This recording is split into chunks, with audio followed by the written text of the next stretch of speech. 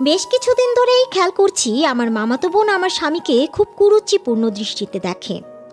মামার বাড়ির পাশেই আমার বিয়ে হয়েছে। মামার বাড়িতে আমাকে প্রথম দেখেই আমার স্বামী নাবিল পছন্দ করে, তারপর বিয়ের প্রস্তাব পাঠায়। ছেলে হাই স্কুলের শিক্ষক, বেশ ভদ্র নম্র সুদর্শন হওয়ায় সবাই রাজি হয়ে যায়। বেশ ধুমধাম করেই নাবিল আর আমার বিয়ে হয়। বিয়ের পর থেকেই আমার মামাতো বোন হাবিবা সবসময় আসা যাওয়া করত। প্রথমে আমি বিষয়টা স্বাভাবিকভাবেই নিতাম, তারপরে খেয়াল করলাম হাবিবা ঠিক তখনই আসে যখন নাবিল বাড়িতে থাকে। নাবিল বাড়িতে থাকলেই সারাক্ষণ উছিলা খোঁজে আমাদের বাড়ি আসার। তারপর অন্য সময় সে ওড়না পরে থাকলেও নাবিল বাড়ি ফিরলেই সে ওড়না ছাড়া ঘুরে বেড়ায়। আমার কাছে বিষয়টা তেমন ভালো লাগতো না। একবার বলেই ফেলি হাবিবাকে ওড়না পরতে। হাবিবা বলে যে এখন মডার্ন যুগ, হেন তেন, এইসব এখন নর্মাল। ছোট মানুষ সবে ক্লাস 10-এ উঠেছে, তাই আমিও আর কিছু বলি নাই। কিন্তু ও এতেই থেমে নেই। বিকেলে নাবিলের জন্য আমি নাস্তা বানালে ও দৌড়ে এসে নাস্তা নিয়ে যায়, তারপর নাবিলের সাথে বসে অনেকক্ষণ গল্প করে। আবার নাবিল টিভিতে খেলা দেখতে বসলে হাবিবাও গিয়ে একদম গা ঘেঁষে বসবে। আবার বাড়িতে না আসলেও নাবিলের ফোনে ফোন দিয়ে কথা বলে, কিন্তু আমার ফোনে তো ভুল করেও কখনোই ফোন দেয় না। এমনকি মাঝে মাঝে নাবিলের ফোন চেক করলে দেখি যে হাবিবা বেশ কয়েকবার মিসড কল দিয়েছে। তবে এই বিষয়টা যে পুরোপুরি একপাক্ষিক তা আমি খুব করেই বুঝতে পারি। নাবিল আমাকে খুব ভালোবাসে, সে খুব ভালো মনের মানুষ, নামাজ পড়ে নিয়মিত, আমার বোনকে বোনের মতোই স্নেহ করে। তবে ইদানিং খেয়াল করছি হাবিবা বাসায় আসলে নাবিল যথাসম্ভব চেষ্টা করে হাবিবাকে এড়িয়ে যাওয়ার। হাবিবা কথা বলতে চাইলেও নাবিল কথা বলতে চায় না। সেই দিন তো নাবিল বলেই বসলো হাবিবা বাড়িতে আসলে যেন তাকে আগে থেকেই জানাই। আমি অবশ্য জিজ্ঞেস করেছিলাম কেন, হাবিবা থাকলে কি, তোমরা বোনের আড্ডা দাও, তোমাদের মধ্যে আমি কি করব। নাবিল কিছু না বললেও আমি বুঝলাম কিছু একটা হয়েছে, তাই ওদের উপর নজর রাখলাম। আর একদিন সন্ধ্যায় দেখতে পাই হাবিবা আর নাবিল কথা কাটাকাটি করছে। নাবিল খুব বকছে হাবিবাকে, একসময় বলে আর যাতে এই বাড়িতে না আসে। হাবিবা কাঁদতে কাঁদতে ঘর থেকে বের হয়ে যায়। সেই দিনের পর থেকে 7 দিন আসে না, নাবিলকেও ফোন করে না। কিন্তু নাবিলের দিকে লক্ষ্য করে দেখি ও কেমন যেন মন মরা হয়ে থাকে, সারাক্ষণ কি যেন ভাবে, ঠিকমতো খাওয়া দাওয়া করে না। এর মধ্যে মামা মামি জানায় হাবিবার বিয়ে ঠিক হয়ে গেছে। ছেলে খুব বড় ব্যবসায়ী, সামনের সপ্তাহে বিয়ে। হাবিবার বিয়ের খবরে আমি মনে মনে বেশ প্রশান্তি লাভ করি। নাবিলকে কথাটা জানাতেই কেমন যেন চমকে ওঠে, তারপর মুখে বলে ভালোই হয়েছে, মেয়ে বড় হয়েছে, বিয়ে দিয়ে দেওয়াই উচিত। আমি শুধু নাবিলের মুখের দিকে চেয়ে রইলাম। ওর মুখ দেখে মনে হলো ও একদমই খুশি হয়নি। এর ঠিক 2 দিন পর নাবিলের ফোন চেক করে দেখি হাবিবাকে কল করেছে আর প্রায় ঘন্টাখানেক কথা বলেছে। বিষয়টা দেখেই আমার বুকের মধ্যে মুচড়ে উঠল, অজানা ভয়ে কুঁকড়ে গেলাম। তবে এরপর থেকে নাবিলকে বেশ স্বাভাবিক মনে হতো, আমিও সব ভুলে স্বাভাবিক হয়ে গেলাম। দেখতে দেখতে হাবিবার বিয়ের দিন চলে এলো। সকালে গায়ে হলুদ হলো। হাবিবাও দেখলাম বেশ খুশি। বিয়েতে বরের বউকে 2 ভরি গয়না দেওয়ার কথা, আর মামাও 3 ভরি গয়না দেবে। সব কিছু দিয়ে সুন্দর করে হাবিবাকে সাজানো হলো। কি সুন্দর লাগছিল দেখতে হাবিবাকে। বিয়ের নিয়ম শুরু হলো। হাবিবাকে সাজিয়ে ঘরে রেখে সবাই মিলে বরের কাছে এলাম বরের কবুল বলা দেখতে। হাসি মজায় ছেলের কবুল বলা সম্পূর্ণ হলে সবাই চলে গেলাম বউয়ের কাছে। কিন্তু আশ্চর্যের কথা, বউ ঘরে নেই। কিছুক্ষণের মধ্যেই পুরো বাড়ি ওয়াশরুম সব চেক করে ফেললো, তবুও হাবিবাকে কোথাও পাওয়া গেল না। মুহূর্তেই পুরো বাড়ি কথাটা ছড়িয়ে গেল। হঠাৎ আমার মনে হলো অনেকক্ষণ হলো নাবিলকে দেখতে পাচ্ছি না। নাবিল কোথায় গেছে? পুরো বাড়ি খুঁজে পেলাম না, না কোথাও নেই। ফোন করলাম, ফোনটাও বন্ধ। মনের মধ্যে ভয় ঢুকে গেল, তাহলে কি নাবিল আর হাবিবা একসাথে কোথাও গেছে? তখনই হাবিবার ভাই দৌড়াতে দৌড়াতে এসে বলল, সর্বনাশ হয়ে গেছে, আপু বাগানে গাছের সাথে ঝুলে আছে। হাবিবার ভাইয়ের কথা শুনে পুরো বাড়িতে হুলস্থুল বেঁধে যায়। মামা, নানা, বাবা আরও অনেকে ছুটে যায় বাগানের দিকে। মামি টেনশন নিতে না পারায় জ্ঞান হারিয়ে ফেলে। বাড়ির সব মহিলারা সেখানে ভিড় করে। এইদিকে এত লোকের মাঝে আমার চোখ দুটো নাবিলকেই খুঁজে যাচ্ছে, কিন্তু কোথাও ওর দেখা নেই। হঠাৎ মনে হলো বাগানে গিয়ে দেখা উচিত ওখানে কি ঘটছে। যেই বাবা সেই কাজ। দ্রুত পায়ে হেঁটে গেলাম বাগানের দিকে। বাগানের চারিদিকে অনেক মানুষ। আমি ভিড় ঠেলে গাছটার দিকে এগিয়ে গেলাম। গাছের সামনে দাঁড়াতেই চোখ পড়ল হাবিবার ঝুলন্ত লাশ। একটু আগে মেয়েটাকে সাজানো হয়েছিল, এখনও সব সাজ আছে। পরনে লাল টুকটুকে বেনারসি, গা ভর্তি সোনার গয়না, তবে ফর্সা মুখটা কেমন কালচে হয়ে গেছে। ঠোঁটের টুকটুকে লাল লিপস্টিকটা কেমন নীলচে রং ধারণ করেছে। অমন সুন্দর মুখটা কেমন কুৎসিত হয়ে গেছে। কিছু সময় ওর উপর বিরক্ত হলেও এইভাবে ওর চলে যাওয়াটা মেনে নিতে বড্ড কষ্ট হচ্ছে। বরাবর ওর হাসি মাখা মুখটা মনে পড়ছে। গাছের নিচে তাকাতেই দেখি মামা কেমন ছন্ন ছাড়া হয়ে বসে আছে, হাতে একটা সাদা কাগজ। আশেপাশের কানাঘুষা থেকে শুনলাম ওইটা নাকি হাবিবার সুইসাইড নোট। মামাকে দেখে বড্ড কষ্ট লাগছে। মামা মেয়ে বলতে পাগল, মা ছাড়া কখনো কথা বলেনি। সব কিছু না চাইতেই ওর সামনে হাজির করত। সেই মেয়ের এমন একটা কাজে এরকম হওয়াটাই স্বাভাবিক। পুলিশকে ইতিমধ্যে ফোন করে জানানো হয়েছে, কিছুক্ষণের মধ্যেই চলে আসবে। বরসহ বরপক্ষের সব লোকও বাগানে চলে এসেছে। বরের নাম তিহান, পেশায় ইঞ্জিনিয়ার, বাবা মায়ের একমাত্র সন্তান, দেখতে শুনতেও মাশাআল্লাহ। মামির থেকে শুনেছিলাম হাবিবা প্রথমে বিয়েতে রাজি ছিল না, তবে নাকি তিহানকে দেখে নিজে থেকে মত দিয়েছে। কথাটা শুনে আমি বেশ খুশি হয়েছিলাম।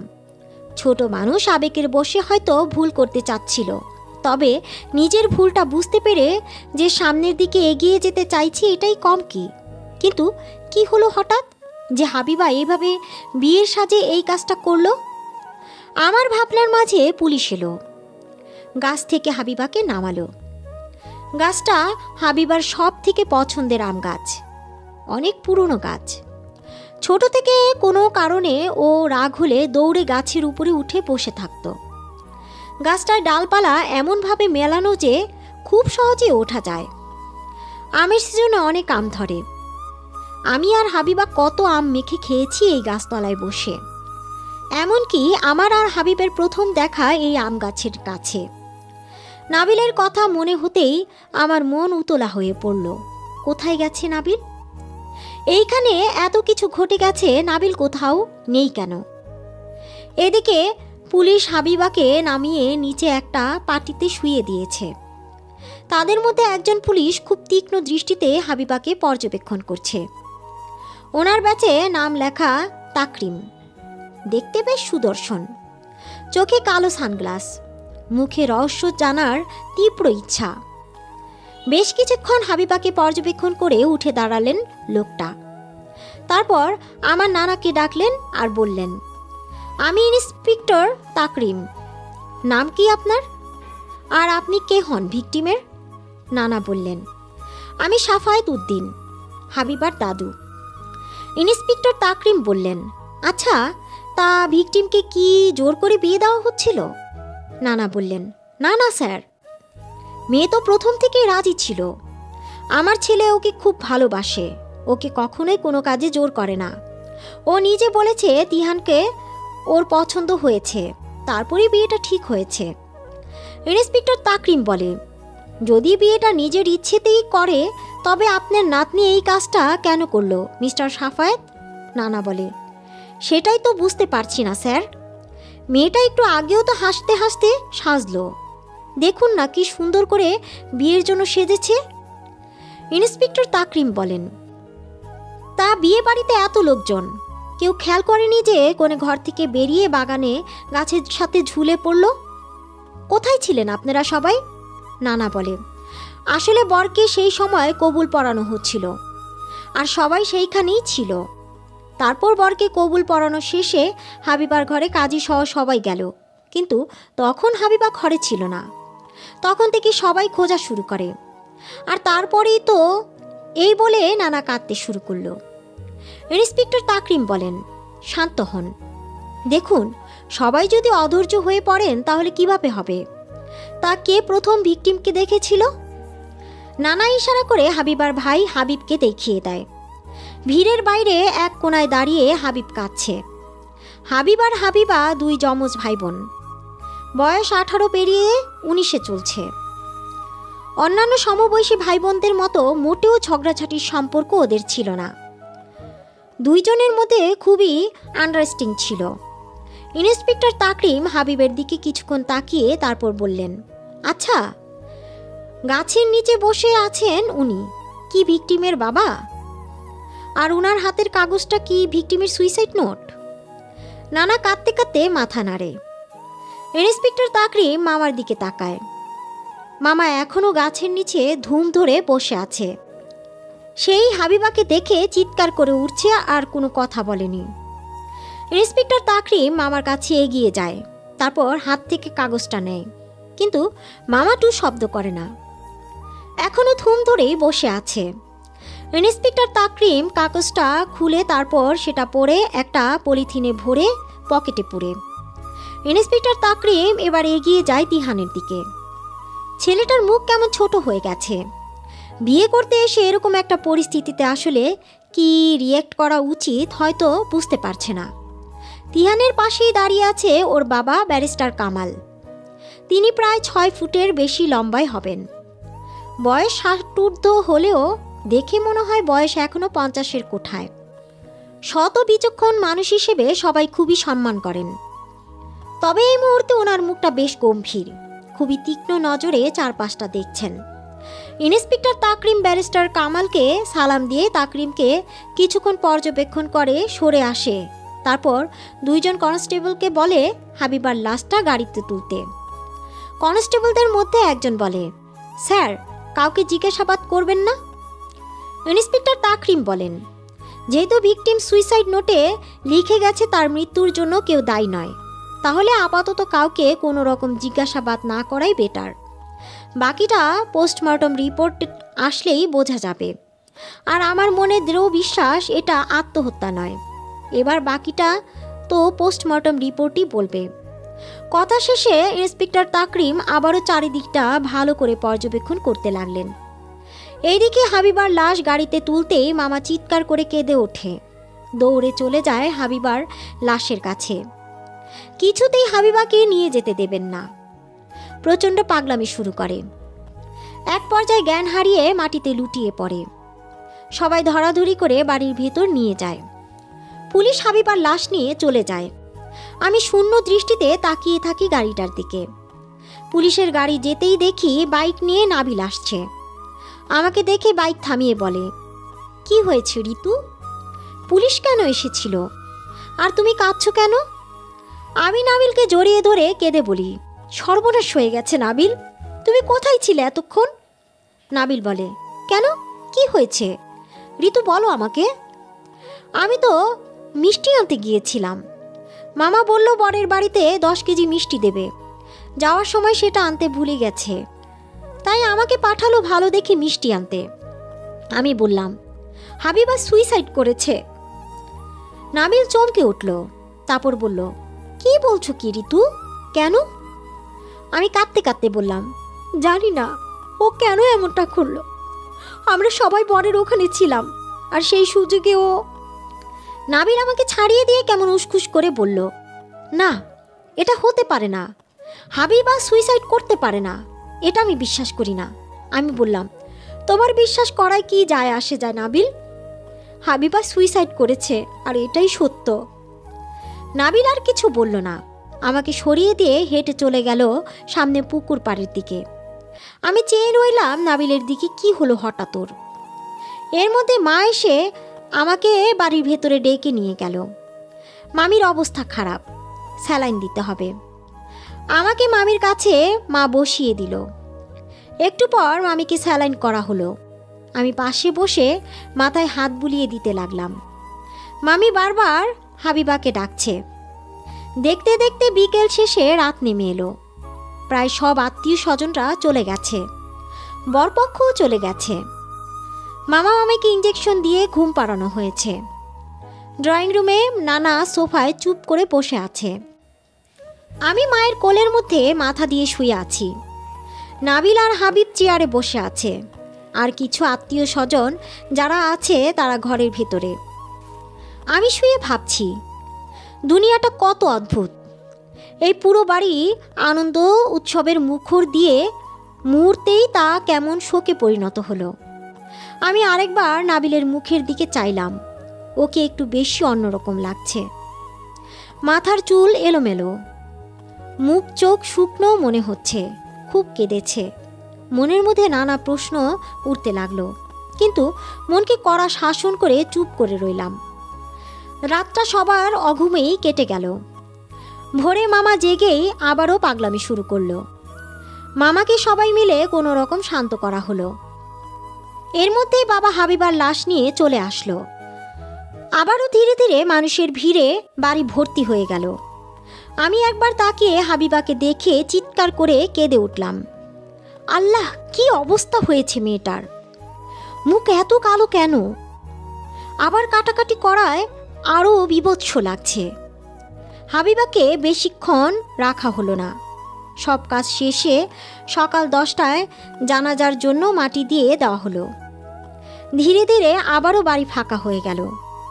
বাড়িতে আমরা অল্প কিছু লোকজন। তিহান আর ওর বাবাও বসে আছেন। একটু পর এলো ইন্সপেক্টর তাকরিম। ইন্সপেক্টরকে দেখে নানা বললেন, আপনি এখন? ইন্সপেক্টর তাকরিম বললেন, সাফায়েত সাহেব, আমার আসার কথা তো আরও আগেই ছিল, শুধু মিস্টার হাসানের অনুরোধে এখন আসলাম। আর এখনই এত অবাক হবেন না, অবাক হওয়া তো সবে শুরু। নানা বললেন, মানে? ইন্সপেক্টর তাকরিম বললেন, হাবিবা সুইসাইড করেনি মিস্টার সাফায়েত। হাবিবাকে খুন করা হয়েছে। ওর রক্তে বিষ পাওয়া গেছে। মৃত্যুটা বিষেই হয়েছে। আর মৃত্যু যদি বিষক্রিয়ায় হয় তাহলে ভিকটিম গলায় দড়ি দিল কিভাবে? আশ্চর্যজনক ব্যাপার আরেকটা হলো, বিষটা হাবিবাকে খাওয়ানো হয়নি, আর শরীরে কোনো রকম ইঞ্জেকশন পুশও করা হয়নি। তাহলে বিষটা এলো কোথা থেকে? ইন্সপেক্টর তাকরিমের কথা শুনে আমার পুরো শরীর শিরশির করে উঠল। আমি হাবিবার দিকে তাকালাম। ওর মুখ কেমন যেন চিকচিক করছে। ব্যারিস্টার কামাল উঠে দাঁড়ালেন। তারপর ইন্সপেক্টর তাকরিমকে বললেন, কি বলছেন কি ইন্সপেক্টর তাকরিম? তাহলে বিষটা কিভাবে দেওয়া হয়েছে? ইন্সপেক্টর তাকরিম বললেন, হ্যাঁ, আমি ঠিক বলছি স্যার। বিষটা খাওয়ানো হয়নি বা কোনো ইঞ্জেকশনের মাধ্যমে দেওয়া হয়নি।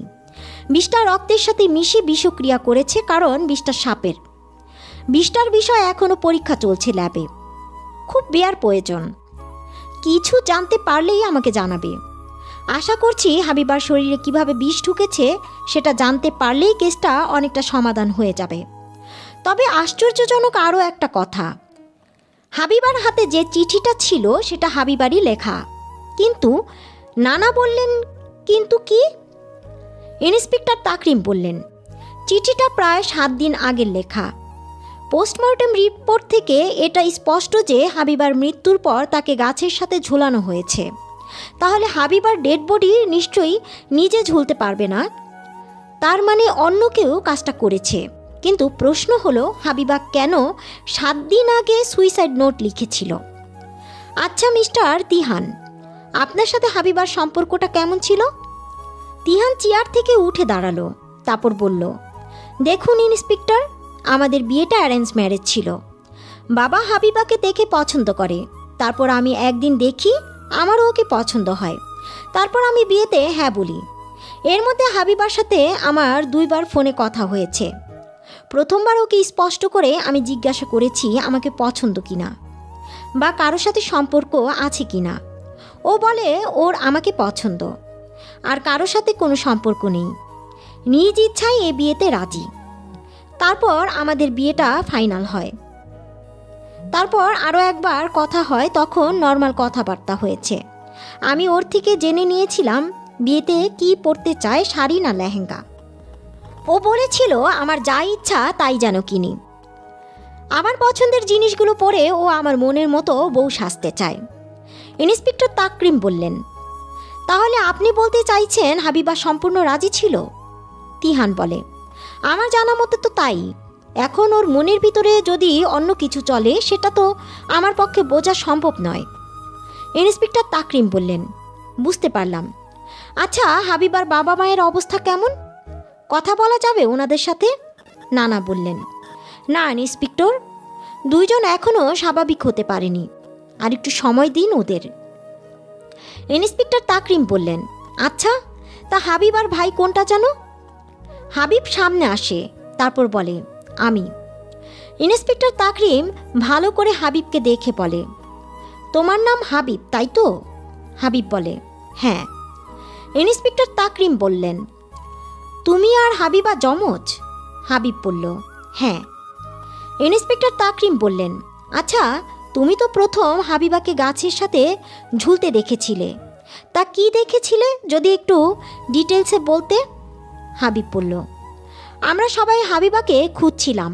পুরো বাড়িতে খুঁজে যখন পেলাম না, তখন আমার মনে পড়ল হাবিবার পুরনো অভ্যেস যে কোনো কারণে মন খারাপ হলে ওই গাছটায় বসে থাকতো। তাই ওকে খুঁজতে যেই বাগানে গেছি দেখি ও ঝুলছে। তখনই দৌড়ে বাড়ির ভেতরে এসে সবাইকে ডেকে নিয়ে গিয়েছি। ইন্সপেক্টর তাকরিম বললেন, আচ্ছা, তো তুমি কাউকে সেখানে দেখেছিলে? হাবিব বলল, না স্যার, কেউ ছিল না ওখানে। ইন্সপেক্টর তাকরিম বললেন, আচ্ছা, আরেকটা কথা বলো, তাহলে তুমি নিশ্চয়ই তোমার বোনের ব্যাপারে সব কিছু জানো। আচ্ছা, ওর কি কোনো সম্পর্ক ছিল? আর এই বিয়েতে কি মন থেকে রাজি ছিল? হাবিব বলে, দেখুন স্যার, আমার জানা মতে হাবিবার কোনো সম্পর্ক ছিল না। আর এই বিয়েতেও ও নিজে ইচ্ছায় রাজি হয়েছিল, কারণ মা বাবা ওকে অনেকবার জিজ্ঞেস করেছে ও মন থেকে রাজি কিনা। ও সবসময় বলেছে ও রাজি। তিহান ভাইকে ও খুব পছন্দ হয়েছে। ইন্সপেক্টর তাকরিম বললেন, আচ্ছা, তাহলে বলো, হাবিবার কারোর সাথে কোনো রকম শত্রুতা, বা তোমাদের সাথে কারো কোনো রকম শত্রুতা ছিল, বা কারোর সাথে হাবিবার বা তোমাদের কোনো রকম ঝগড়াঝাটি হয়েছে? না স্যার, আমাদের সাথে কারো তেমন কোনো ঝামেলা নেই, আর হাবিবারও নেই। তবে 5 দিন আগে আমি দেখেছিলাম ঋতু আপার সাথে হাবিবার কোনো কিছু নিয়ে কথা কাটাকাটি হচ্ছে। ইন্সপেক্টর তাকরিম বলল, ঋতু? সে কে? আমি যে ভয়টা পাচ্ছিলাম সেটাই হলো। তবুও নিজেকে শক্ত করে বললাম, হাবিব, তুই এটা কি বলছিস? হ্যাঁ, হাবিবার সাথে আমার একটু কথা কাটাকাটি হয়েছিল। তার মানে কি? আমি ওকে সবসময় নিজের বোনের মতো ভালোবেসেছি। ওকে একটু শাসন করতে পারবো না? ইন্সপেক্টর তাকরিম আমার দিকে এগিয়ে আসলেন, তারপর বললেন, 1 মিনিট মিস ঋতু, শাসন করেছেন না কি করেছেন তা জানা যাবে, তার আগে শান্ত হন, মাথা ঠান্ডা করুন, ধীরে ধীরে বলুন, আপনি কে হন হাবিবার? আমি বললাম, হাবিবার ফুফাতো বোন। আমার বাবা তখন বললেন, আমার মেয়ে স্যার ঋতু, খুব শান্তশিষ্ট ভালো মেয়ে স্যার, এই সবের মধ্যে ওর কোনো হাত নেই। ইন্সপেক্টর তাকরিম বললেন, মিস্টার হাসান, শান্ত হন। যতক্ষণ আসল অপরাধীকে ধরা না হচ্ছে ততক্ষণ কেউ সন্দেহের বাইরে নয়। আচ্ছা মিস ঋতু, তা বলুন, কেন আপনি হাবিবাকে শাসন করেছিলেন? আমি বললাম, তেমন কিছুই না স্যার। সেদিন সন্ধ্যাবেলা ওর বান্ধবী সামিয়ার বাড়িতে যেতে চাইছিল, তাও একা। মামি বারণ করেছিল, তাও শুনছিল না। আমি শুধু বলেছিলাম, হাবিবা কেমন ব্যবহার বড়দের সাথে। মা বারণ করছে, যাওয়ার কি দরকার, কালকে সকালে যেও। আমার কথা শুনতেই কেমন যেন তেলে বেগুনো জ্বলে উঠল হাবিবা। আমাকে বলল, ওর বিষয় নাক না গলাতে। আমিও বলছিলাম, তোর বড় বোন আমি, তোর থেকে ভালো বুঝি, তাই একটা কথা বললে শুনতে হবে। ব্যাস, রাগ করে ঘরের দরজা আটকে দিল। বিশ্বাস করুন স্যার, এইটুকুই কথা হয়েছিল।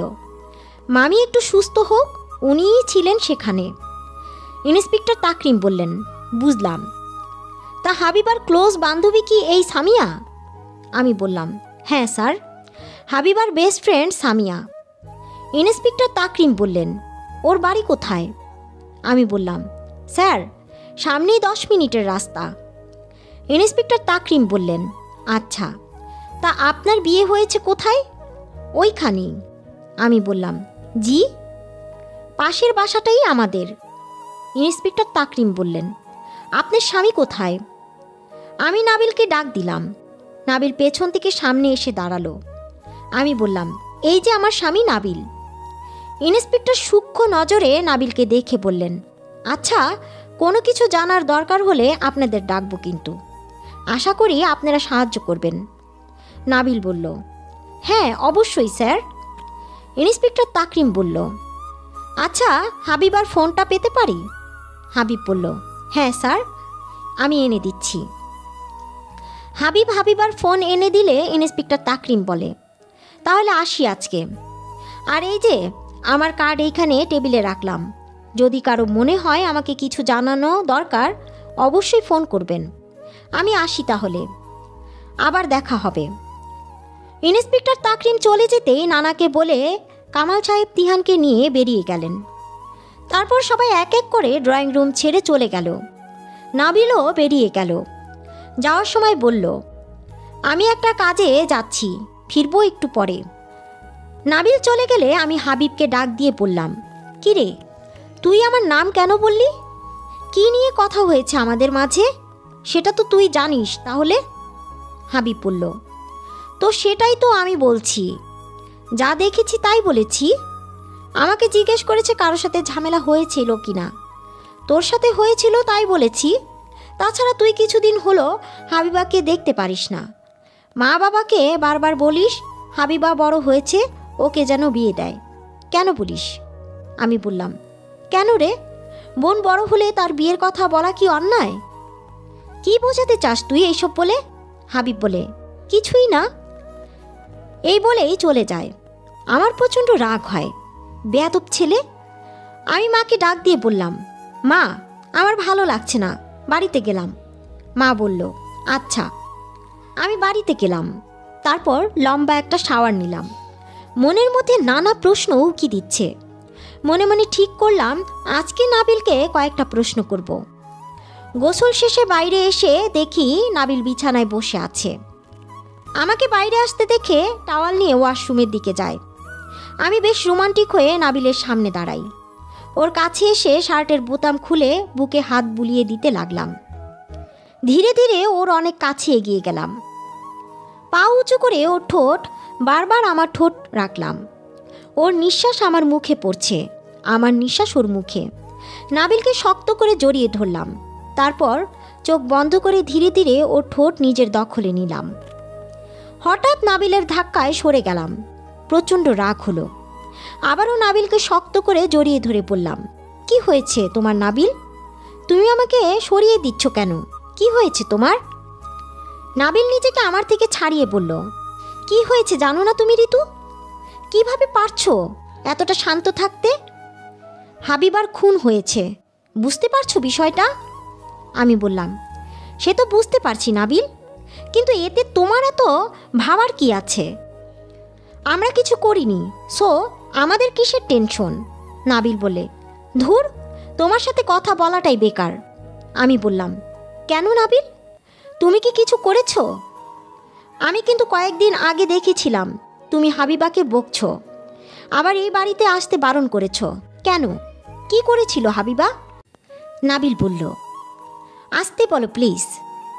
আর তুমি আমাকে লুকিয়ে লুকিয়ে ফলো করো ঋতু, সন্দেহ করো আমাকে। দেখো, যেই কথাটা ও বেঁচে থাকতে তোমাকে বলিনি সেই কথাটা এখনো বলতে চাই না। তার জন্য তুমি যা ভাবার ভাবো। সন্দেহ হলে পুলিশকে আমার নাম বলো। আর তুমি এত রিল্যাক্স কেন? তুমি আবার সন্দেহ করে কিছু করনি তো? আর হাবিবার সাথে তোমার ঝামেলাই হচ্ছিল কেন? আমি বললাম, ছি নাবিল, তুমি আমাকে সন্দেহ করছো? এইটুকু বিশ্বাস নেই যে তোমার ঋতু কখনো অন্যায় করতে পারে না?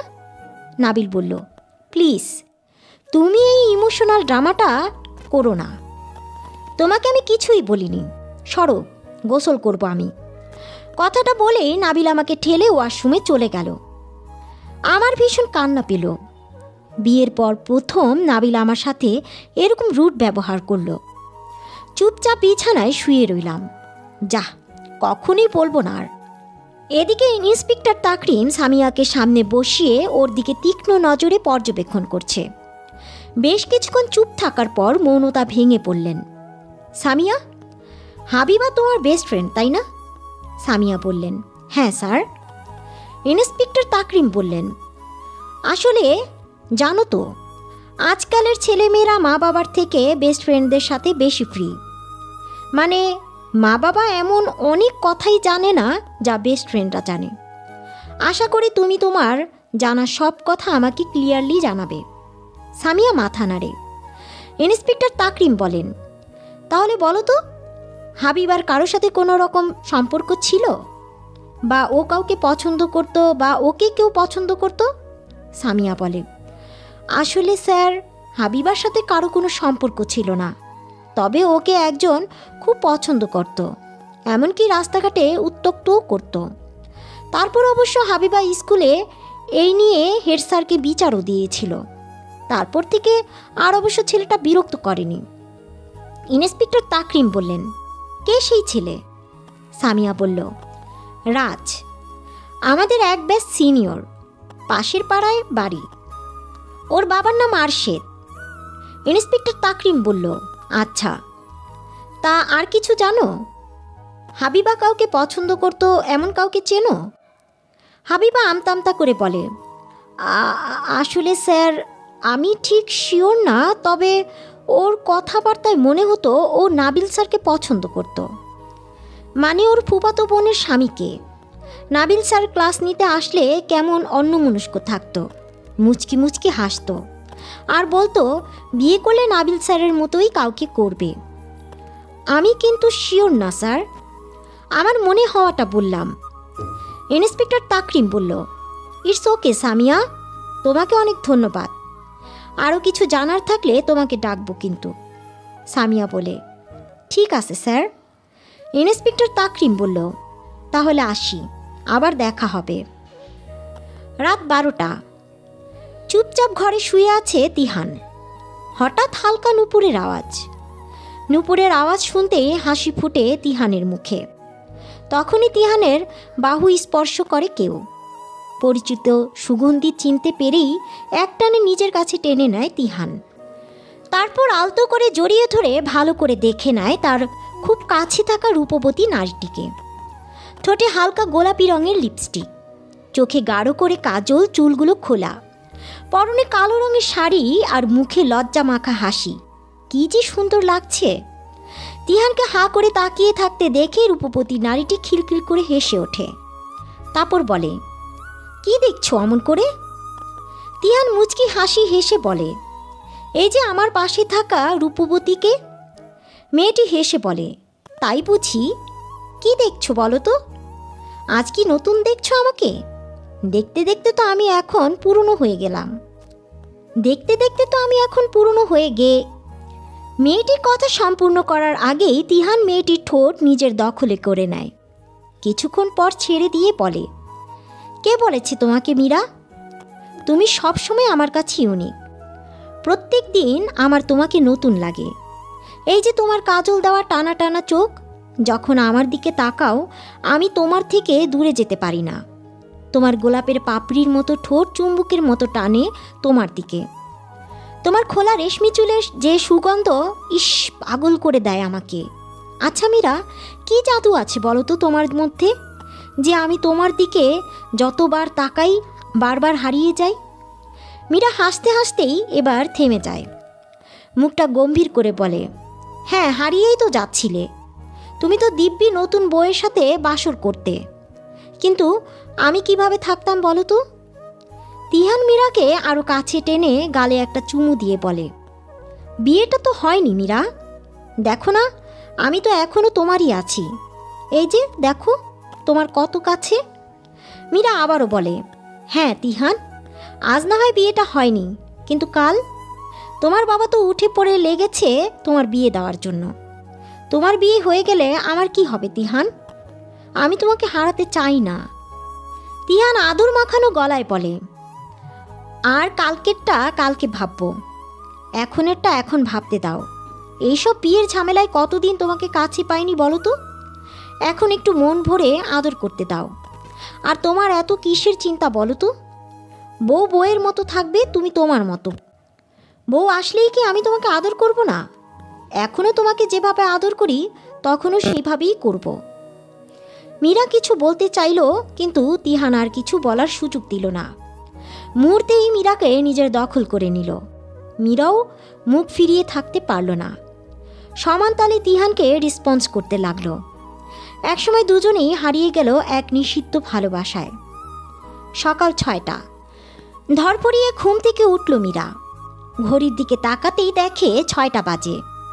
মনে মনে বলল, ইস, সকাল হয়ে গেছে, কিভাবে যে মরার ঘুম ঘুমিয়েছিলাম। এই বলেই তাড়াহুড়া করে বিছানা থেকে নামতে যায়, তখনই তিহান হিচকা টানে মীরাকে আবারও নিজের কাছে টেনে নেয়। মীরা ফিসফিসিয়ে বলে, কি হচ্ছেটা কি তিহান, ছাড়ো বলছি। দেখো অলরেডি 6টা বেজে গেছে। তোমার মা বাবা ঘর থেকে বের হবে এক্ষুনি, যেতে দাও আমায়। জানো তো সকালবেলা তোমার বাবার আমার হাতের চা না হলে চলেই না। তিহান নিশা জড়ানো গলায় বলে, আমারও যে তোমাকে ছাড়া চলে না মীরা। মীরা তিহানের থেকে নিজেকে ছাড়িয়ে বলে, এখন এত ভালোবাসা দেখাতে হবে না, কাজ আছে আমার। তোমার ভাইকে পরিষ্কার করতে হবে, ভালোবাসা আবার রাতে দেখাবে। কথা বলেই মীরা আর দেরি করে না, ঘরের দরজা খুলে চারিদিকে একবার চোখ বুলিয়ে দেখল, না, কেউ উঠেনি। তারপর জোরে জোরে হেঁটে চলে যায় নিজের ঘরে। ঘরে ঢুকতেই দুর্গন্ধ নাকে আসে মীরার। রাগে ঘৃণায় মুখ কুঁচকে নেয়। তারপর তাকায় বিছানায় শুয়ে থাকা তার স্বামীর আফসারের দিকে। তারপর বিরক্তি নিয়ে আফসারকে পরিষ্কার করে ওয়াশরুমের গোসল করতে ঢুকে। এদিকে সব কিছু দেখে আফসারের চোখ থেকে এক ফোঁটা জল গড়িয়ে পড়ে। ব্যারিস্টার কামালের 2 ছেলে 1 মেয়ে। বড় ছেলে আফসার, মেজো তিহান আর মেয়ে ছোট নাহিদা। নাহিদা ঢাকা বিশ্ববিদ্যালয়ে পড়ে, তাই সেইখানেই থাকে। পরীক্ষা থাকার জন্য তিহানের বিয়েতেও আসতে পারেনি। তিহান পড়াশোনা শেষ করে ইঞ্জিনিয়ার, বাড়ি থেকেই অফিসে যাতায়াত করে। আর আফসার ছিল আর্মির মেজর, একটা অ্যাক্সিডেন্টে বর্তমানে কোমায় আছে। আর আফসারের বউ হলো মীরা, বিখ্যাত ব্যবসায়ী আরাফাত চৌধুরীর মেয়ে। কামাল সাহেব নিজে পছন্দ করে সুন্দর, নম্র, ভদ্র, শিক্ষিত মেয়ে নিজের ছেলের জন্য এনেছিলেন। বিয়ের পর থেকে মীরা অবশ্য আদর্শ বৌমা হয়েই এই বাড়িতে রয়েছে।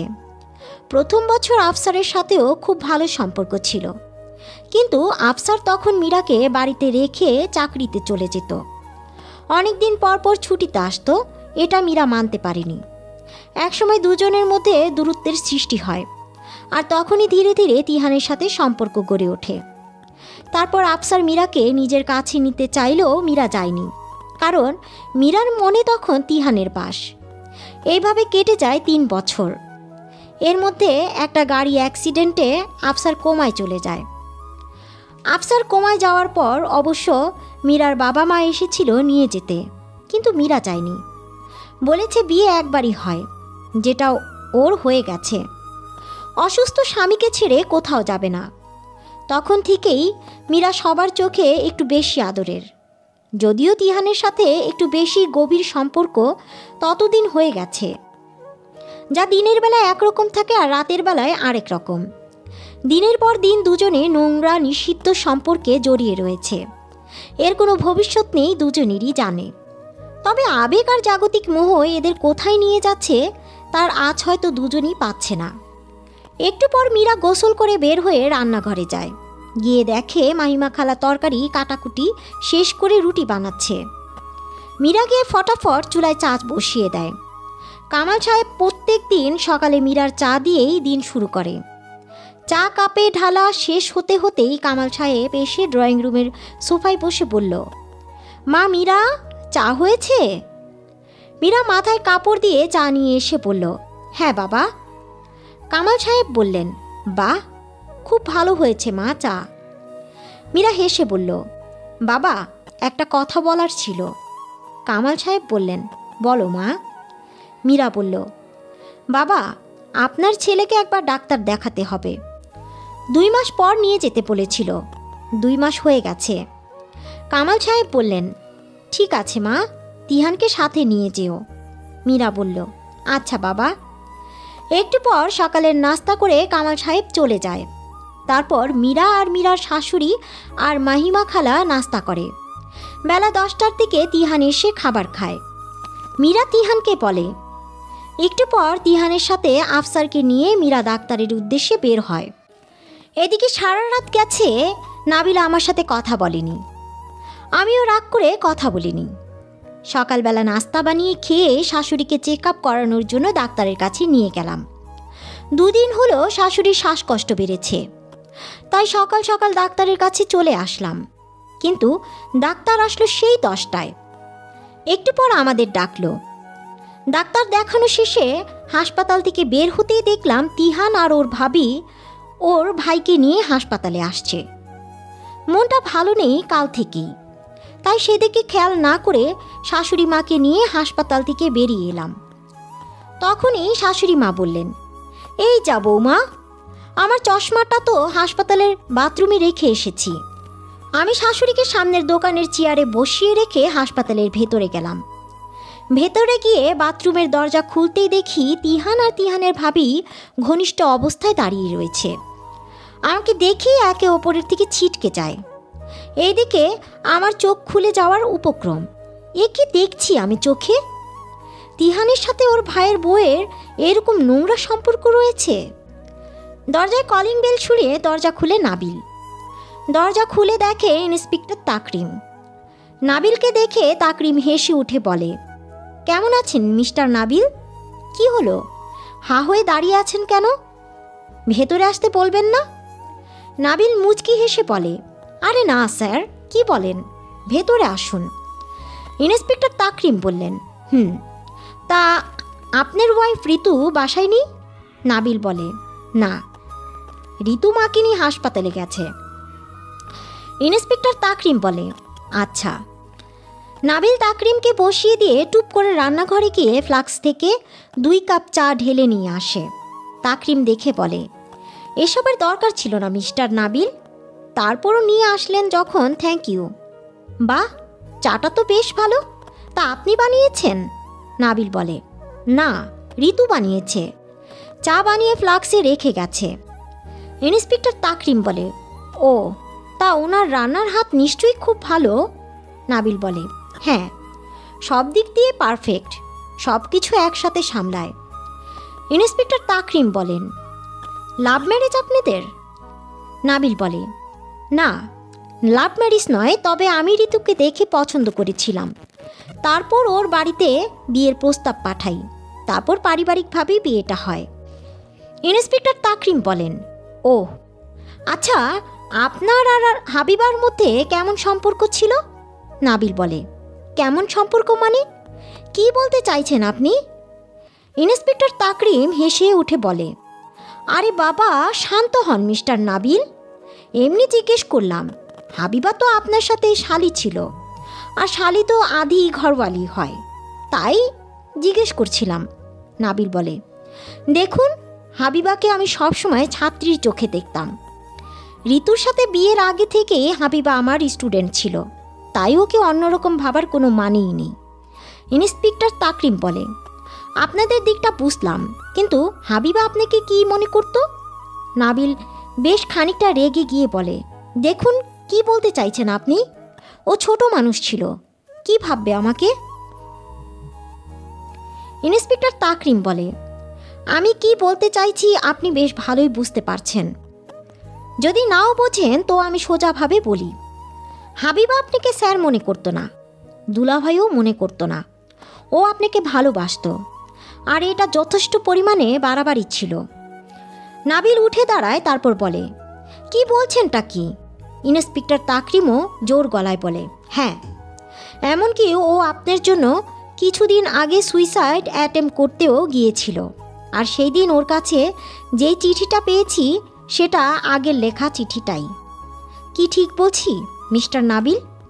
নাবিল টেবিল থেকে জল নিয়ে ঢকঢক করে খায় আর মনে মনে বলে, সরি হাবিবা, আমি তোমাকে কথা দিয়েছিলাম এই বিষয়ে কেউ জানবে না, কিন্তু এইবার সব সত্যিটা আমাকে জানাতেই হবে। বোরকা পরা সাথে হিজাব দিয়ে মুখ ঢেকে থাকার জন্য তিহান বা তিহানের ভাবি মীরা আমাকে চিনতে পারেনি। আমাকে অপ্রস্তুত অবস্থায় দাঁড়িয়ে থাকতে দেখে তিহান ওয়াশরুম থেকে বের হয়ে গেল। মীরা নিজের শাড়ি ঠিক করে নিয়ে বলল, এই যে মিস, এখন এইভাবে ফ্রিজ হয়ে আছেন কেন? দেখে তো মনে হচ্ছে ম্যারিড। তা স্বামী স্ত্রীর ভালোবাসা বোঝেনি তো। আসলে আমার স্বামী না আমার জন্য একটু বেশি পাগল, তাই সুযোগ পেলেই আদর করতে চলে আসে। এই দেখুন না, যেই দেখেছে আমি ওয়াশরুমে এসেছি, আশেপাশে কেউ নেই, অমনি আদর করতে চলে এসেছে। প্লিজ আপনি কিছু মনে করবেন না। আমি মাথা নাড়িয়ে বোঝালাম, না আমি কিছু মনে করিনি। তবে আর কিছু না বলে বেসিনের উপর রাখা আমার শাশুড়ির চশমা নিয়ে বাইরে চলে আসলাম। বাইরে আসতেই তিহানের চোখে চোখ পড়ল। তিহান চোখ নামিয়ে নিল। আমিও চুপ করে হেঁটে ওখান থেকে চলে আসলাম। খেয়াল করলাম তিহান আবারও ওয়াশরুমের দিকে যাচ্ছে। মাথার মধ্যে মীরার কথাগুলো বারবার ঘুরছিল। কি বলছিল ওই মহিলা? ও আর তিহান স্বামী স্ত্রী মানে? আমি তো জানতাম মীরা তিহানের বড় ভাইয়ের বউ। আর আসার সময় তো তিহানের ভাইকেও দেখলাম। কি মনে হলো, আমি আবার ওয়াশরুমের দিকে যেতে লাগলাম। হ্যাঁ, ঠিক ধরেছিলাম, তিহান বাইরে নেই। ওয়াশরুমে গিয়ে দেখি কেউ নেই। কি করব কিছু ভেবে না পেয়ে চলে আসতে যাব, তখন দেখি ওরা দুজন উপরতলায় যাচ্ছে। আমি কিছু না ভেবেই ওদের পিছু নিলাম। বারবার মনে হচ্ছে হাবিবার মৃত্যুর পিছনে এদের কোনো হাত আছে। ছি, ভাবতেই ঘৃণা লাগছে তিহান এত নোংরা ছেলে। শেষ পর্যন্ত বড় ভাইয়ের বউয়ের সাথে পরকীয়া সম্পর্ক। নানান কথা ভাবতে ভাবতে ওদের পিছন পিছন যেতে লাগলাম। উপরতলায় গিয়ে চেয়ারে বসলো দুজন। এই দিকটায় তেমন মানুষ নেই। মীরা তিহানকে বলল, তোমাকে কতবার বারণ করি আমি তিহান, যে প্লিজ যেখানে সেখানে তুমি আমার কাছে এসো না। দেখলে তো, ওই মহিলা যদি চেনা কেউ হতো তখন কি হতো? বাবা মা আমাদের বিশ্বাস করে। হ্যাঁ, আমি তোমাকে ভালোবাসি, তুমি আমাকে ভালোবাসো, কিন্তু এই সমাজ তো এটা মেনে নেবে না। তিহান ফট করে উঠে দাঁড়ায়। তারপর একটা নেই মীরাকে দেয়ালের সাথে চেপে ধরে। আমি এই সুযোগের অপেক্ষায় ছিলাম। ফোন বের করে কয়েকটা ছবি তুলে নেই, তারপর ভিডিও করতে থাকি। এইভাবে খোলা পরিবেশে তিহান মীরাকে ধরায়। মীরা বলে, কি করছো কি তিহান, ছাড়ো, কেউ দেখে ফেলবে, যে কেউ যখন তখন চলে আসবে। মীরার কথা শুনে তিহান মীরাকে আরো শক্ত করে ধরে। তারপর বলে, এক কথা কয়বার বলবে মীরা? তোমাকে তো আগেই বলেছিলাম চলো আমরা বিয়ে করে নিই, কিন্তু তুমি তো রাজি হও না।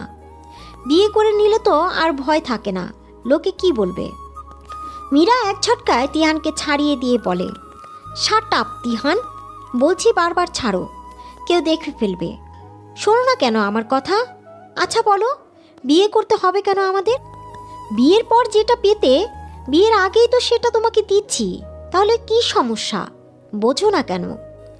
এখন যদি আমাদের সম্পর্কটা সবার সামনে আসে, তোমার বাবা মা মেনে নেবে?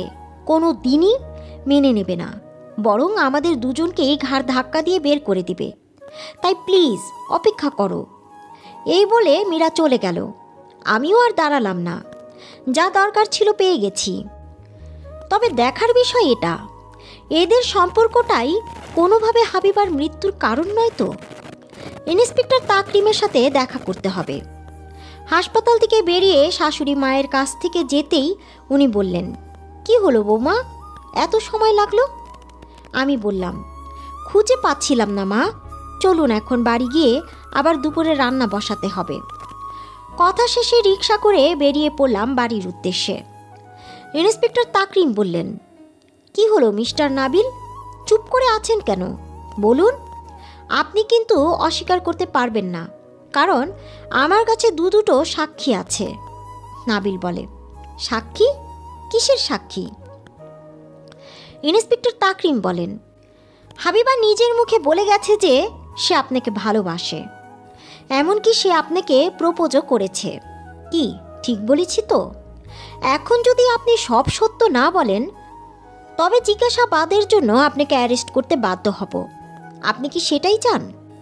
নাবিল বলে, আমি কোনো অন্যায় করিনি ইন্সপেক্টর, তাই আমার কোনো ভয় নেই।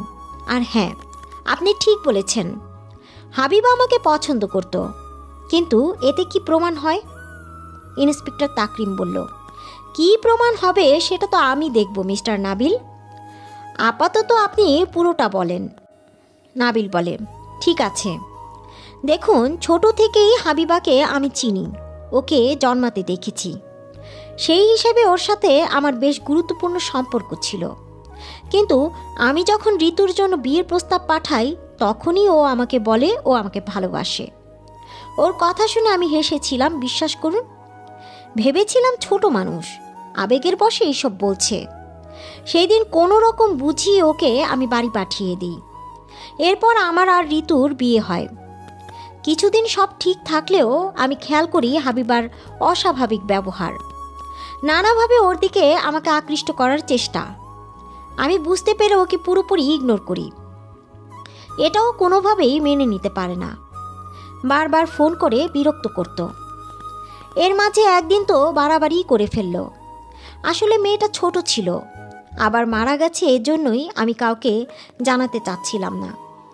আসলে সেই দিন সন্ধ্যায় ঋতু রান্নাঘরে রান্না করছিল, আমি ঘরে শুয়েছিলাম। হঠাৎ করে হাবিবা ঘরে ঢুকে দরজা বন্ধ করে দেয়। আমি বিছানা থেকে উঠে বলি, কি হচ্ছেটা কি হাবিবা, দরজা বন্ধ করেছো কেন? হাবিবা কোনো কথা না শুনে আমার কাছে আসে আর আমাকে ফোর্স করতে থাকে ওর সাথে ঘনিষ্ঠ হওয়ার জন্য। এক পর্যায়ে না পেরে ওকে চড় মারি আমি। তারপর দরজা খুলে রেগে গিয়ে বলি বাড়ি থেকে বের হয়ে যেতে, আর কোনো দিন যেন আমার বাড়িতে না আসে। সেই দিন ও কাঁদতে কাঁদতে চলে যায়। 2 দিন সব স্বাভাবিক গেলেও 2 দিন পর থেকে আমাকে ফোন করতে থাকে। ফোন না ধরায় মেসেজ করে যে আমি যদি ওর সাথে দেখা না করি তাহলে ও সুইসাইড করবে, আর সুইসাইড নোটে আমার নাম লিখে যাবে। এরই মধ্যে স্কুলে একদিন ও আমার হাতে ওই সুইসাইড নোটটা ধরায় দেয়। আমি তখন কি করব বুঝতে পারছিলাম না। আবেগের বয়স, যখন তখন যা কিছু করতে পারে ভেবে দেখা করি। ঠান্ডা মাথায় অনেকক্ষণ ধরে ওকে বুঝাই। সেই দিন ও ওর ভুল বুঝতে পারে আর আমার কাছ থেকে ক্ষমা চায়, আর বাড়ি গিয়ে ও বিয়ের জন্য রাজি হয়। আর সেই দিনই ওকে আমি কথা দিয়েছিলাম এই কথাটা আমাদের 2 জনের মধ্যে থাকবে, আর কেউ জানবে না। বিশ্বাস করুন স্যার, এর বেশি কোনো সম্পর্ক আমাদের ছিল না। হাবিবা ছোট ছিল আর ও ভুল করেছিল। আমি একজন শিক্ষক হিসেবে ওকে বুঝিয়ে সঠিক রাস্তা দেখিয়েছিলাম। ও বুঝেছিল, কিন্তু হঠাৎ করে কিসের মধ্যে কি হলো আমি নিজেও বুঝতে পারছি না। তবে আমি শিওর ছিলাম হাবিবা সুইসাইড করেনি। ইন্সপেক্টর তাকরিম বলল, আচ্ছা বুঝলাম, তা এই বিষয়ে আপনার স্ত্রী কিছু জানতো? নাবিল বলল, না স্যার। ইন্সপেক্টর তাকরিম বলল, আচ্ছা, ওই সুইসাইড নোটটা আপনি কি করেছিলেন? নাবিল বলে, ওটা তো হাবিবাকে ফেরত দিয়েছিলাম। ইন্সপেক্টর তাকরিম বলল, আচ্ছা বুঝলাম। তারপর যখন হাবিবার লাশ পাওয়া গিয়েছিল তখন আপনি কোথায় ছিলেন? নাবিল বলল, আসলে স্যার হাবিবার বিয়ে তিহানের সাথে এমনি এমনি হচ্ছিল না। ইন্সপেক্টর তাকরিম বলে, মানে? নাবিল বলে, স্যার এটা আমরা কয়েকজন ছাড়া আর কেউ জানে না, মানে জানানো বারণ ছিল। হাবিবার বাবার 1 বিঘা জমি আছে ব্যারিস্টার কামালের জমির সাথে, তো ব্যারিস্টার কামাল সেখানে কোনো প্রজেক্ট করবে, সেই জন্য জমিটা কিনে নিতে চেয়েছিল, কিন্তু মামা বলে সেটা বিক্রি করবে না। এই নিয়ে অনেক ঝামেলা হয়। এক পর্যায়ে মামা বলে তার মেয়ের সাথে যদি কামাল সাহেবের ছেলের বিয়ে দেয় তাহলে জমিটা কামাল সাহেবকে দেবে। কামাল সাহেবও ছেলের বিয়ের জন্য পাত্রী খুঁজছিল, তাই আর আপত্তি করেনি, রাজি হয়ে যায়। আর বিয়ের দিনই জমিটা বুঝিয়ে দেওয়ার কথা ছিল, তাই অনেক সকালেই মামা আমাকে কাগজপত্র আনতে পাঠায়। বিশ্বাস না হলে আপনি জমি রেজিস্ট্রার অফিসের সিসি ক্যামেরা দেখতে পারেন, কারণ সকাল থেকে আমি ওখানেই ছিলাম। তারপর সব কাজ শেষে বাড়ি আসতেই জানতে পারলাম হাবিবা নাকি সুইসাইড করেছে, কিন্তু কথাটা আমি কোনোভাবেই মানতে পারিনি। এর থেকে বেশি কিছু আমি জানি না স্যার, বিশ্বাস করুন আমাকে। ইন্সপেক্টর তাকরিম বলল, বিশ্বাস করলাম মিস্টার নাবিল, তবে আর কিছু বলার আগেই আমি দরজায় দাঁড়িয়ে বললাম, কিসের বিশ্বাসের কথা হচ্ছে? ইন্সপেক্টর কি বিশ্বাস করলেন? ইন্সপেক্টর তাকরিম হেসে বললেন, ও ঋতু ম্যাডাম যে, কেমন আছেন? আমি বললাম, ভালোই আছি, কিন্তু আমরা সাধারণ মানুষ, ঘরের ভিতরে পুলিশ দেখলে তো কেমন লাগে। ইন্সপেক্টর তাকরিম বলে, পুলিশ বলে কি আমরা মানুষ নই মিসেস ঋতু? আমি শাশুড়ি মাকে ভেতরে নিয়ে এসে বললাম, মা আপনি ভেতরে যান। শাশুড়ি মা যেতেই বললাম, ইন্সপেক্টর হাবিবার কেসটা কত দূর? ইন্সপেক্টর তাকরিম বলল, খুব বেশি দূর নয় ম্যাডাম, তবে আশা করছি খুব তাড়াতাড়ি কেসটা সলভ হয়ে যাবে। আমি বললাম, আমার আপনাকে একটা গুরুত্বপূর্ণ তথ্য দেওয়ার আছে, মানে বলতে পারেন দেখানোর আছে। ইন্সপেক্টর তাকরিম বললেন, কি?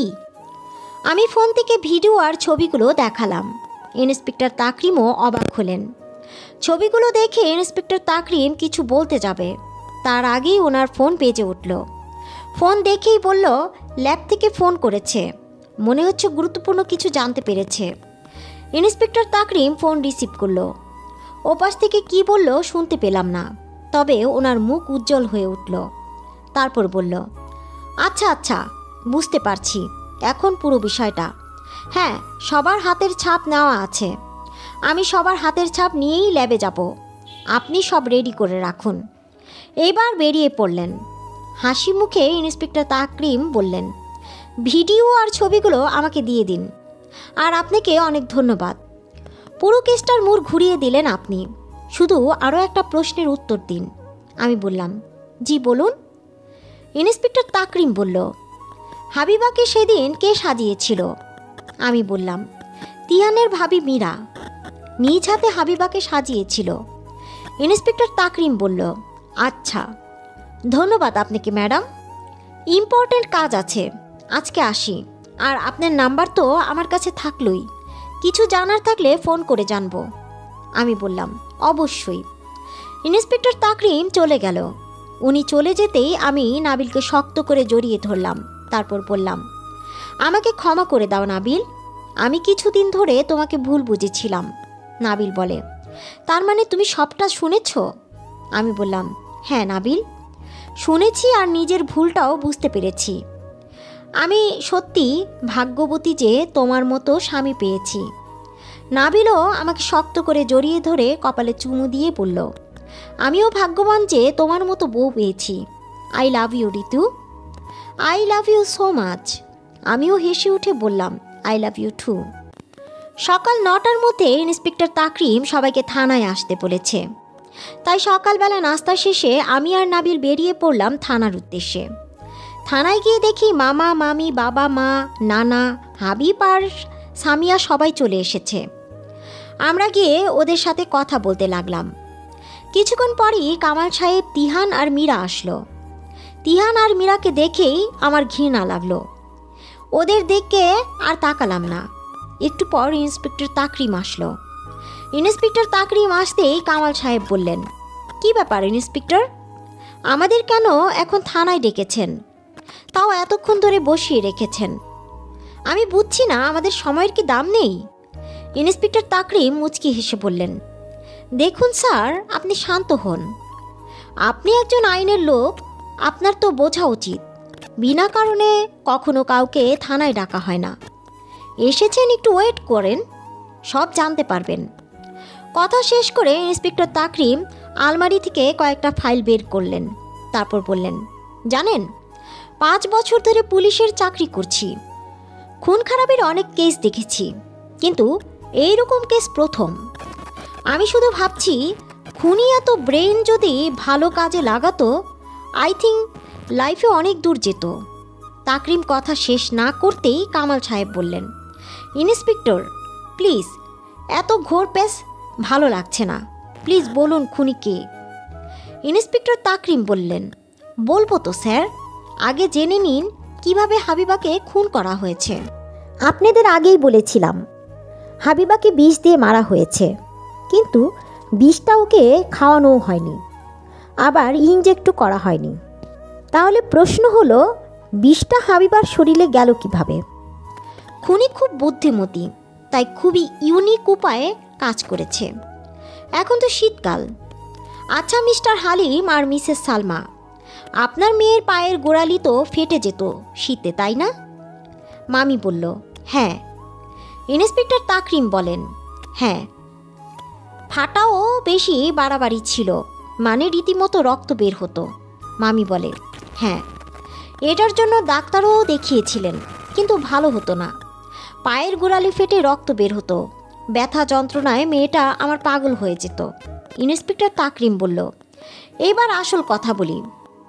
হাবিবার মৃত্যুর হাতিয়ার হিসাবে এই পায়ের গোড়ালির ফাটাকেই ব্যবহার করা হয়েছে। নাবিল বলে। মানে কিভাবে ইন্সপেক্টর? ইন্সপেক্টর তাকরিম বলে, আমি আগেই বলেছিলাম হাবিবার রক্তে সাপের বিষ পাওয়া গেছে, আর বিষটা আলতার সাথে মিশিয়ে এই ফাটা দিয়ে দেওয়া হয়েছে।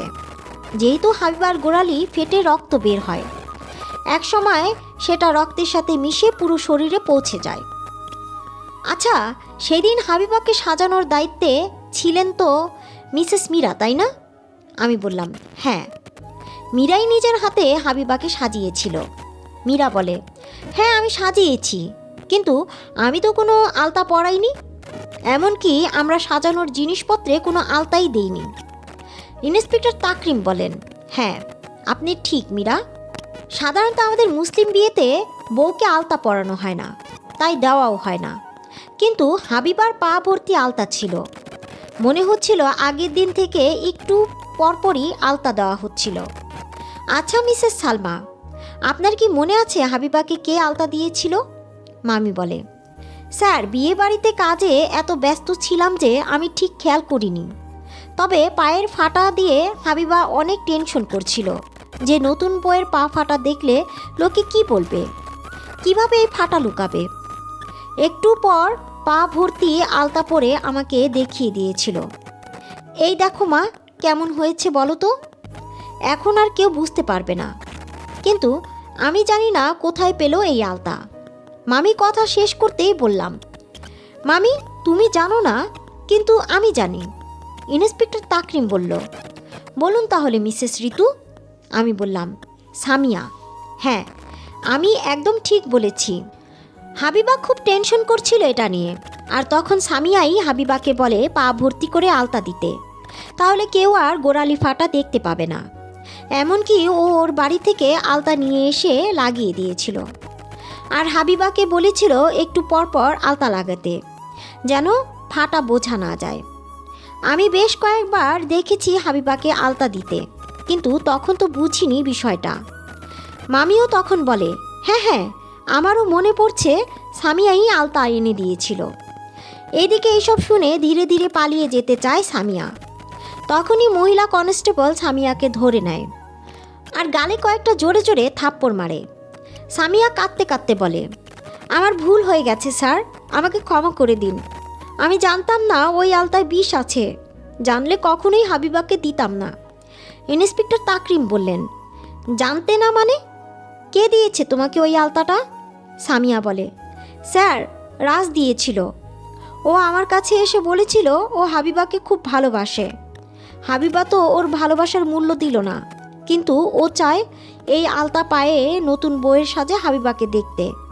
প্রথমে আমি রাজি হইনি, পরে ও অনেক অনুরোধ করার পর আমি রাজি হই। ভাবি আলতাই তো, পড়লে যদি ও শান্তি পায় তাতে ক্ষতি কি? বিশ্বাস করুন স্যার, আমি জানতাম না এটাতে বিষ আছে। যদি জানতাম কখনোই হাবিবাকে পড়তে দিতাম না। প্লিজ আমাকে ক্ষমা করে দিন। ইন্সপেক্টর তাকরিম বলে, ক্ষমা করার আমি কেউ নই সামিয়া।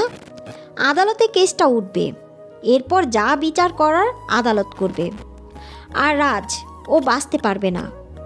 সেই দিন আমি ওর সাথে কথা বলার পরপরই এলাকা থেকে পালিয়েছে। তখন থেকেই ওকে খুঁজে চলেছি। ও ধরাও পড়েছে, কিছুক্ষণের মধ্যেই থানায় আনা হলো।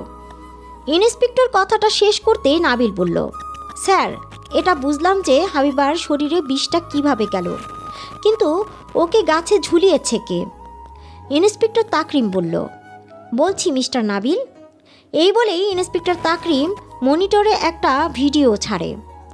তারপর বলে, দেখুন যখন তিহানকে কবুল বলানো হচ্ছিল তখনকার ভিডিও। এইখানে সবাইকে দেখা গেলেও দুইজন মিসিং। আমি ভালো করে খেয়াল করে দেখলাম, তারপর বললাম, হ্যাঁ মীরা আর হাবিব, ওরা তো নেই।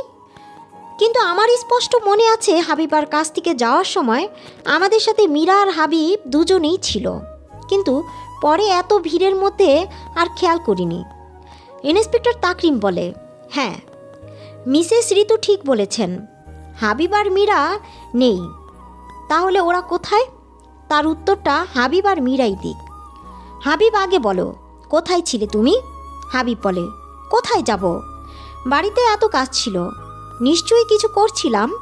ইন্সপেক্টর তাকরিম হাবিবের দিকে এগিয়ে যায় আর বলে, তাই নাকি? কি কাজ করছিলে শুনি, যে মনে পড়ছে না? দেখি আমার কাছে এসো, দেখি তোমাকে মনে করাতে পারি নাকি। ইন্সপেক্টর তাকরিমকে এগোনো দেখেই হাবিব ভয় পেয়ে কেঁদে উঠে বলে, স্যার বিশ্বাস করুন, আমি কিছু করিনি, আমি তো শুধু ওকে সাহায্য করেছিলাম। ইন্সপেক্টর তাকরিম বলে, সাহায্য করেছিলে মানে? পুরোটা ক্লিয়ার করে বলো। হাবিব চোখ মুছে বলে, আসলে সেই দিন বিয়েতে বরযাত্রী আসার পর তিহান ভাইয়া ওয়াশরুমে যেতে চাইল। আমি ওনাকে ওয়াশরুমে রেখে একটা কাজে চলে আসি। কিছুক্ষণ পর ওয়াশরুমের কাছে গিয়ে শুনতে পাই তিহান ভাই আর তিহান ভাইয়ের ভাবি মীরা কথা বলছে। মীরা তিহানকে বলছে, শোনো তিহান, বিয়েটা করেছো করো, কিন্তু মনে রেখো আমি সুযোগ পেলে তোমার বউকে ছাড়বো না, একেবারে মেরে দিব। আর তিহান বলে, তুমি এত চিন্তা করছো কেন মীরা? ওকে তো আমি জমিটার জন্যই বিয়ে করেছি। জমি নেওয়া হোক, তারপরই যেভাবেই হোক কোনো একটা অপবাদ দিয়ে তাড়িয়ে দিব। ওদের কথোপকথন শুনে আমি ঘাবড়ে যাই, কি করব ভেবে পাই না। এদিকে কিছুক্ষণ পরেই বিয়ে, তাই কোনো উপায় না পেয়ে হাবিবাকে সবটা জানাই। তারপর দুজনে সিদ্ধান্ত নিই আপাতত বিয়েটা ভাঙতে হবে। বিয়ে ভেঙে যাওয়ার পরে সবটা দুজনে যেভাবে হোক সামলে নেওয়া যাবে। তাই তখনই নাবিলাকে নিয়ে পেছনের বাগানে পৌঁছে দিই আর আমার এক বন্ধুর বাড়িতে যেতে বলি। ওকে বাগান পর্যন্ত রেখে আমি আবার বাড়ি ফিরে আসি। একটু পর যখন জানাজানি হয়ে যায় হাবিবা ঘরে নেই, তখন সবার সাথে আমিও খুঁজতে থাকি। খুঁজতে খুঁজতে বাগানে এসে দেখি ও গাছের সাথে ঝুলেছে। আমি কিছু বুঝে উঠতে পারি না, দৌড়ে বাড়িতে গিয়ে সবাইকে জানিয়ে দেই। এই সত্যটা অনেকবার সবাইকে জানাতে চেয়েছি, কিন্তু ভয় পেয়ে গিয়েছিলাম যে আমার দোষ হবে, তাই জানাইনি। হাবিবের কথা শুনে উপস্থিত সবাই হতবাক হয়ে গেছে। আসলে একটা মেয়েকে ঘিরে এত সাসপেন্স কেউ আশা করেনি। তবে সবার থেকে বেশি মীরা ঘাবড়ে গেছে। কিন্তু তিহান হাবিবের উপর চিৎকার করে উঠে বলে, ওই শয়তান ছেলে, কি বলছোটা কি তুমি? তুমি আমাদের নামে দুর্নাম রটাচ্ছ। তুমিই করেছো সব কিছু, আর এখন আমাদের ফাঁসাচ্ছ। তিহান হাবিবের দিকে তেড়ে আসলে ইন্সপেক্টর তাকরিম তিহানকে বলে, শান্ত হন মিস্টার তিহান, কে কাকে ফাঁসাচ্ছে এক্ষুনি জানা যাবে। এটা বলেই মনিটরে আরও একটা ভিডিও চালু করে। সেখানে দেখা যায় মীরা আর তিহান একে অপরের খুব কাছাকাছি দাঁড়িয়ে আছে আর নিজের মুখে বলছে ওদের সম্পর্কের কথা। ভিডিওটা দেখে চেয়ারে ধপ করে বসে পড়ে কামাল সাহেব। মীরা দৌড়ে শ্বশুরের কাছে গিয়ে বলে, বাবা আমার কথা একটাবার শুনুন। মীরা এটা বলতেই ঠাস করে চড় মারে মীরাকে। তারপর তিহানের কলার চেপে ধরে বলে, ছি তিহান ছি, তোমাদের আমি বিশ্বাস করেছিলাম, আর আমার বিশ্বাসের এই মর্যাদা দিলে? আমার অসুস্থ ছেলেটাকে দিনের পর দিন ঠকালে? কখনো ক্ষমা করব না তোমাদের, কখনো না। ইন্সপেক্টর তাকরিম বললেন, এখনও অনেক কিছু বাকি আছে স্যার, আপনার ছেলে বৌমার আরও কীর্তি বাকি আছে। কি মিসেস মীরা, আপনি বলবেন না আমাদের ব্যবস্থা নিতে হবে? কনস্টেবল মঞ্জু, মীরা ম্যাডামের মুখ খোলানোর ব্যবস্থা করুন। ইন্সপেক্টর তাকরিম কথাটা বলতেই কনস্টেবল মঞ্জু এসে মীরাকে পাশের ঘরে নিয়ে যায়। তারপর উত্তম মধ্যম দিতে দিতে এই ঘরে নিয়ে আসে। ইন্সপেক্টর তাকরিম হেসে বলে, মঞ্জু বলতে রাজি হয়েছে না? মঞ্জু বলে, হবে না মানে স্যার? এই বল সব। ইন্সপেক্টর তাকরিম বলে, কি হলো ম্যাডাম, মীরা বলুন। মীরা কাঁদতে কাঁদতে বলে, বলছি সেই দিন বিয়ে পড়ানোর সময় খেয়াল করি হাবিব হাবিবাকে নিয়ে পেছনের দিক দিয়ে বের হয়ে যাচ্ছে। আমি ওদের পেছন পেছন যাই। তারপর হাবিব হাবিবাকে রেখে চলে আসলে আমি হাবিবাকে ধরে বলি, কোথায় যাচ্ছ? হাবিবা বলে, সেটা তোমার না জানলেও চলবে, ছাড়ো আমাকে। তোমার মতো নষ্টা মেয়ের সাথে আমি কথা বলতে চাই না। থাকো তুমি তোমার নষ্ট দেবরের সাথে, কিন্তু আমি আমার জীবনটা নষ্ট করব না। হাবিবার এইসব কথায় আমি ভয় পেয়ে যাই। ওর সাথে এক পর্যায়ে হাতাহাতি শুরু হয়। আমি ওকে একটা চড় দিই আর ও মাটিতে পড়ে যায়। ওকে ধরতে গিয়ে দেখি নিঃশ্বাস নিচ্ছে না, পালসও চলছে না। আমি ভয় পেয়ে যাই, কি করব বুঝতে পারি না। তখনই গাছের সাথে একটা দড়ি বাঁধা দেখি। আমি হাবিবাকে উঠিয়ে দড়ির সাথে ঝুলিয়ে দিই। আর আমি এসেই ওর ঘর থেকে সুইসাইড নোটটা ওর ব্যাগে পেয়েছিলাম। ওটা নিজের কাছে রেখে দিয়েছিলাম। ওটা নিচে রেখে দিই। তারপর আবার বিয়েতে চলে আসি। মীরার কথাগুলো শুনে মামা মামি অস্থির হয়ে পড়ে। আসলেই মেয়েকে এইভাবে মারার বর্ণনা শুনে কে সহ্য করতে পারে? তাই মা বাবা নানা মামা মামিকে নিয়ে চলে যায়। এদিকে কামাল সাহেব সব কিছু শুনে মাথায় হাত দিয়ে বসে পড়ে। একটু পর উঠে বলে, ইন্সপেক্টর, আপনার যা ইচ্ছা তাই করুন ওদের। আমি কেউ হই না ওদের।